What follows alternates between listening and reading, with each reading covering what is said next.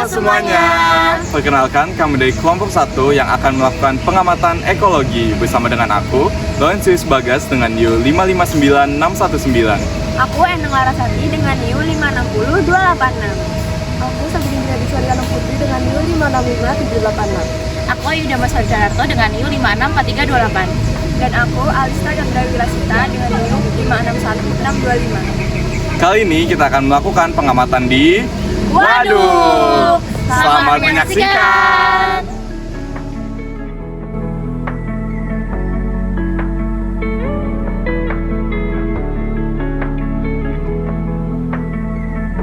Kami melakukan pengamatan ekosistem waduk yang berlokasi di Wisdom Park, Universitas Gadjah Mada. Pengamatan ini bertujuan untuk mengidentifikasi komponen biotik dan abiotik, analisis vegetasi, serta interaksi yang terjadi di ekosistem waduk. Ekosistem merupakan hubungan antara makhluk hidup dengan lingkungannya. Waduk di Wisdom Park termasuk ekosistem perairan buatan yang memiliki komponen biotik dan abiotik yang saling berinteraksi. Komponen biotik yang ditemukan di ekosistem waduk meliputi berbagai macam tanaman dan juga beberapa hewan. Komponen abiotik yang ditemukan meliputi batu, tanah, udara, suhu 28 derajat Celcius, kelembapan 81%, cahaya matahari dengan intensitas cahaya tinggi, air dan curah hujan sebesar 5%. Elevasi lokasi diukur menggunakan Google Earth. Analisis vegetasi dilakukan menggunakan metode petak pengamatan. Vegetasi yang diamati kemudian dikelompokkan berdasarkan rumput-rumputan, semak, dan pepohonan. Plot pengamatan dibagi menjadi 3 ukuran, yaitu 10 x 10 meter, 5 x 5 meter, dan 2,5 x 2,5 meter. Berikut flora dan fauna yang kami temukan di plot 10 x 10 meter, 5 x 5 meter, dan 2,5 x 2,5 meter. Dalam ekosistem waduk dapat dibuat rantai makanan, yaitu lumut sebagai produsen, jentik nyamuk sebagai konsumen 1, capung sebagai konsumen 2, dan katak sebagai konsumen 3.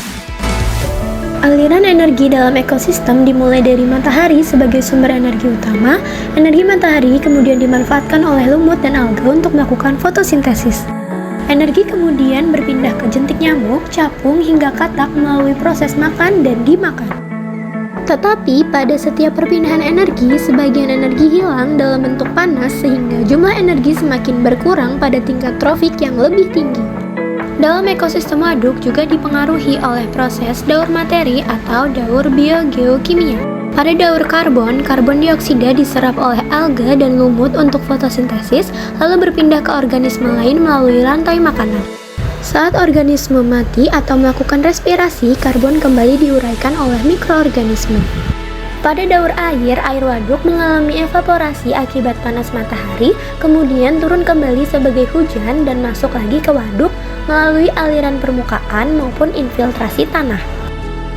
Sementara itu, pada daur unsur hara, sisa organisme dan bahan organik diuraikan menjadi unsur hara sederhana dimanfaatkan kembali oleh tumbuhan air dan alga. Berdasarkan hasil pengamatan, ekosistem waduk Wisdom Park memiliki kondisi yang cukup baik karena komponen biotik dan abiotiknya saling berinteraksi dan mendukung keseimbangan lingkungan. Keberadaan semak, pohon, dan rumput-rumputan membantu menjaga kualitas lingkungan waduk serta mengurangi erosi di sekitar perairan. Ditemukannya tumbuhan paku-pakuan menunjukkan bahwa lingkungan waduk memiliki kondisi yang lembab dan cukup teduh sehingga mendukung pertumbuhan berbagai jenis tanaman.